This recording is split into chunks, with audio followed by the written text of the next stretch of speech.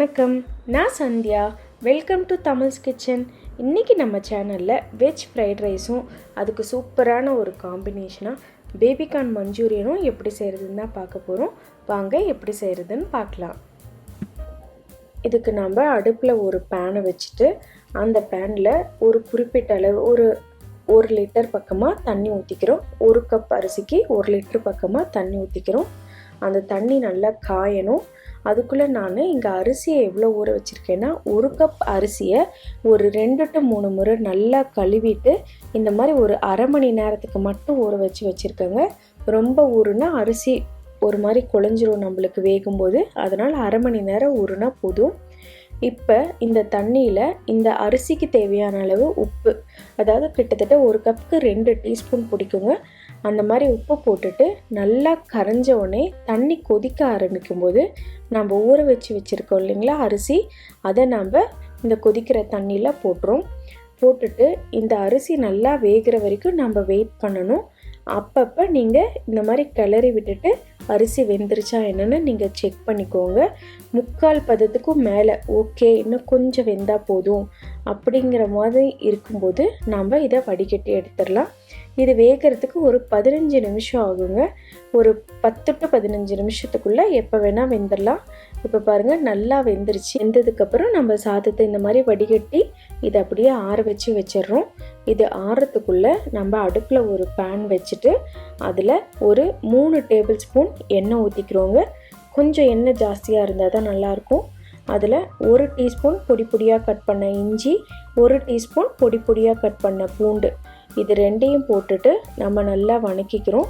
இஞ்சியும் பூண்டு நல்லா வணங்கினதுக்கப்புறம் 2 பொடியாக கட் பண்ண கேரட், ஒரு 10 பீன்ஸ் பொடியாக கட் பண்ணது, ஒரு 1/4 கப் முட்டைக்கோஸ், ஒரு அரை குடமிளகாய், இது எல்லாத்தையும் நம்ம போட்டுட்டு நல்லா மிக்ஸ் பண்ணி விட்டுறோம். அடுப்பு ஹை ஃப்ளேம்லேயே இருக்கட்டும். இது எல்லாத்தையும் நம்ம 1 நிமிஷத்துக்கு நல்லா வணக்கி விட்டுறலாம். இந்த டைமில் இந்த காய்க்கு தகுந்த உப்பு மட்டும் நீங்கள் போட்டுக்கோங்க. ஆல்ரெடி நம்ம சாதத்தில் உப்பு போட்டிருக்கோம், அதனால் இந்த காய்க்கு தகுந்த உப்பை மட்டும் போட்டுக்கோங்க. போட்டுட்டு பன்னீர் உங்ககிட்ட இருந்தால் போட்டுக்கலாம், இது ஆப்ஷனல் தான். போட்டுட்டு நம்ம அதையும் போட்டுட்டு நல்லா மிக்ஸ் பண்ணி விடுறோம். இது மிக்ஸ் பண்ணி விட்டதுக்கு அப்புறம் இதில் நம்ம இப்போ 1 டீஸ்பூன் சோயா சாஸ் ஆட் பண்ணிக்கிறோம். அடுத்ததாக 1 டேபிள் ஸ்பூன் ரெட் சில்லி சாஸ்ன்னு கடையில் கிடைக்கும், அதையும் போட்டுக்கிறோம். போட்டுட்டு நம்ம நல்லா மிக்ஸ் பண்ணி விட்டுறோம். இது அடுத்த ஒரு நிமிஷத்துக்குள்ளே இருக்கணும். ஃபஸ்ட்டு 1 நிமிஷம் காய் வேகிறதுக்கு, அடுத்த 1 நிமிஷம் இந்த சாஸ் ஊற்றிட்டு வணக்கி விட்டுட்டு இந்த ஆறின சாதம் இருக்குது இல்லைங்களா, அதை நம்ம போட்டுட்டு கொஞ்சம் கொஞ்சமாக நம்ம இந்த மாதிரி மிக்ஸ் பண்ணி விட்டுறோம். எல்லா சாதத்தையும் நம்ம இந்த வெஜிடபிள்ஸை ரொம்ப நேரம் வேக வைக்கக்கூடாது. கரெக்டாக ஹை ஃப்ளேமில் 1 நிமிஷம் வெந்தால் போதும். அப்போ தான் நம்மளுக்கு அந்த க்ரன்ச்சினஸோடு நல்லா இருக்கும். கடைசியாக இந்த மாதிரி மிளகுத்தூள் போட்டுட்டு மறுபடியும் ஒரு தடவை இதை நல்லா மிக்ஸ் பண்ணி விட்டுடலாம். மிக்ஸ் பண்ணி விட்டுட்டா அவ்வளோதாங்க, நம்ம ஃப்ரைட் ரைஸ் இப்போ சூப்பராக ரெடி ஆகிடுச்சு. இது வெஜிடபிள்ஸ் எல்லாம் கட் பண்ணி வச்சுருந்தா ரொம்ப சீக்கிரம் செஞ்சிடலாம், குழந்தைங்களுக்கும் ரொம்ப பிடிக்கும். கடைசியாக இதில் நம்மக்கிட்ட வெங்காயத்தாள் இருந்தால் அதையும் போட்டுட்டு ஒரு தடவை மிக்ஸ் பண்ணி விட்டுட்டா அவ்வளோதான், நம்மளுக்கு fried rice, vegetable fried rice இப்போ சூப்பராக ரெடி ஆகிடுச்சு. அடுத்ததாக இந்த வெஜிடபிள் ஃப்ரைட் ரைஸ்க்கு சூப்பரான ஒரு காம்பினேஷனாக நம்ம பேபிகார்ன் மஞ்சூரியன் எப்படி செய்கிறதுன்னு தான் பார்க்க போகிறோம். நான் அதுக்கு ஒரு 1/4 கிலோ பேபிகார்னை எடுத்து வச்சுருக்கேன். அந்த நாரெல்லாம் எடுத்துட்டு இந்த மாதிரி நான் நீல வாக்கில் கட் பண்ணி வச்சுக்கிறேன். 4 நாளாக எல்லாத்தையும் இந்த மாதிரி கட் பண்ணி வச்சுக்கிறேன். கட் பண்ணிவிட்டு அடுப்பில் ஒரு பேன் வச்சுட்டு இந்த பேபிகார்ன் முழுகிற அளவு தண்ணி ஊற்றிட்டு இந்த பேபிகார்னுக்கு தேவையான அளவு உப்பையும் போட்டுட்டு நல்லா கொதிக்கும்போது, தண்ணி கொதிக்க ஆரம்பிக்கும் போது நம்ம கட் பண்ணி வச்ச கார்னை நம்ம இதில் போட்டுக்கிறோம். இந்த கார்ன் நல்லா உப்பு அதுக்குள்ளே இறங்கிறதுக்காக தான் நம்ம இதை கொதிக்க வைக்கிறோம். ஒரே ஒரு கொதி வந்தால் போதும். இந்த பேபிகார்ன் போட்டதுக்கப்புறம் இந்த மாதிரி ஒரு கொதி வந்த உடனே நம்ம இதை வெளியே எடுத்துடுறோம். ரொம்ப நேரம் வேக விட்டுட்டால் நம்மளுக்கு ஃப்ரை பண்ணும்போது ஆயில் நிறையா இழுத்துரும். அதனால் ஒரு கொதி வந்த உடனே நீங்கள் இதை வெளியே எடுத்துடலாம். இதை ஒரு பவுலுக்கு மாற்றிட்டு இது நல்லா ஆறுனதுக்கப்புறம் இதில் நம்ம 1 டேபிள் ஸ்பூன் கார்ன்ஃப்ளவர் பவுடர் போட்டிருக்கிறோம். 1 டேபிள் ஸ்பூனுக்கும் கொஞ்சம் கம்மியாக மைதா மாவு போட்டுக்கிறோம். அடுத்ததான் இதுக்கு தேவையான அளவு உப்பு போட்டுக்கிறோம். பார்த்து போட்டுக்கோங்க. ஆல்ரெடி நம்ம பேபிகார்ன் வேக வைக்கிறதுக்கு கொஞ்சம் உப்பு போட்டோம், அதனால் கம்மியாக போட்டுக்கோங்க. 1/2 டீஸ்பூன் மிளகாத்தூள், 1/4 டீஸ்பூன் மிளகு, இது எல்லாத்தையும் போட்டுட்டு ரஃப்பாக இந்த மாதிரி பெசரி விடுங்க. சப்போஸ் எல்லா பக்கமும் படலைன்னா இந்த மாதிரி குலுக்கி விட்டுட்டா மாவு ஈவனாக எல்லா பக்கமும் ஸ்ப்ரெட் ஆகிக்கும். இந்த மாதிரி மாவு எல்லா பக்கமும் ஸ்ப்ரெட் ஆனதுக்கப்புறம் கையில் கொஞ்சமாக தண்ணி எடுத்துகிட்டு தெளித்து மட்டும் விடுங்க. அப்படியே நிறைய போட்டுற வேண்டாம். தெளித்து விட்டுட்டு அப்படியே கையில் பெசரி விட்டிங்கன்னா அந்த மாவு எல்லாத்துலேயும் ஒன்றோட ஒன்று நல்லா ஒட்டிக்கும். இதை அப்படியே ஒரு 10 to 15 நிமிஷத்துக்கு தனியாக வச்சுருங்க. ஒரு 15 நிமிஷத்துக்கு அப்புறம் நம்ம அடுப்பில் பேன் வச்சுட்டு எண்ணெயை காய வச்சுட்டு நம்ம இந்த பேபிக்கான ஒவ்வொன்றா போட்டுட்டு ஒரு 20 செகண்டுக்கு அப்படியே விட்டுறணும். 20 செகண்டுக்கு அப்புறமா நம்ம இதை மாதிரி திருப்பி விடணும்.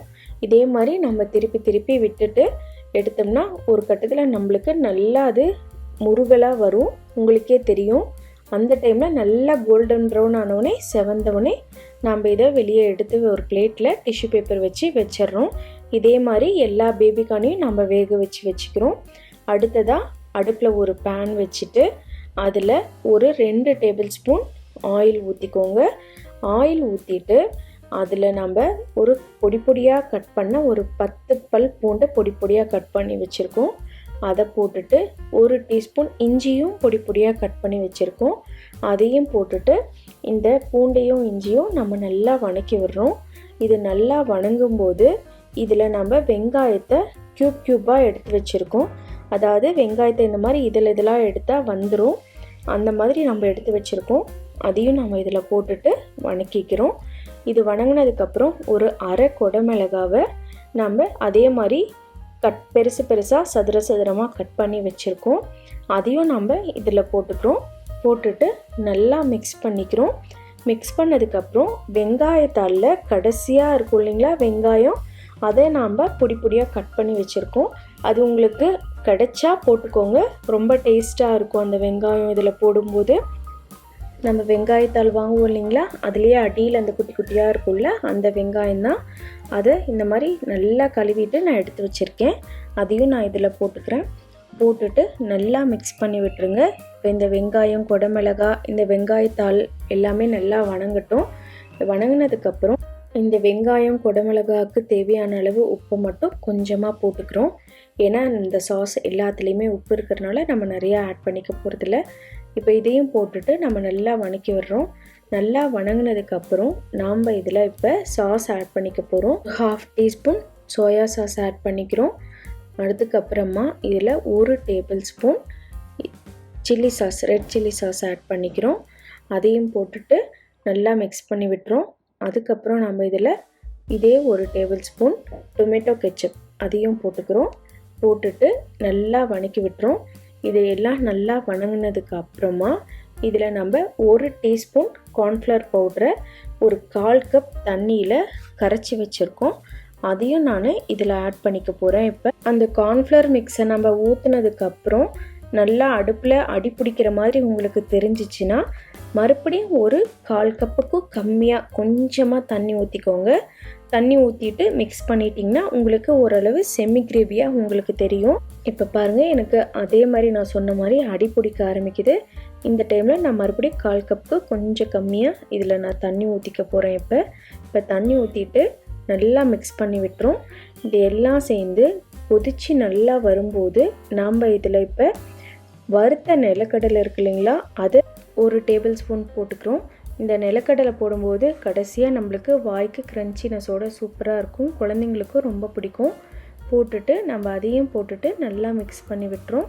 மிக்ஸ் பண்ணதுக்கப்புறம் இது கொஞ்சம் இனிப்பாக இருந்தால் நல்லா இருக்குங்கிறதுக்காக 1 டேபிள் ஸ்பூன் தேன் ஊற்றிக்கிறேன்.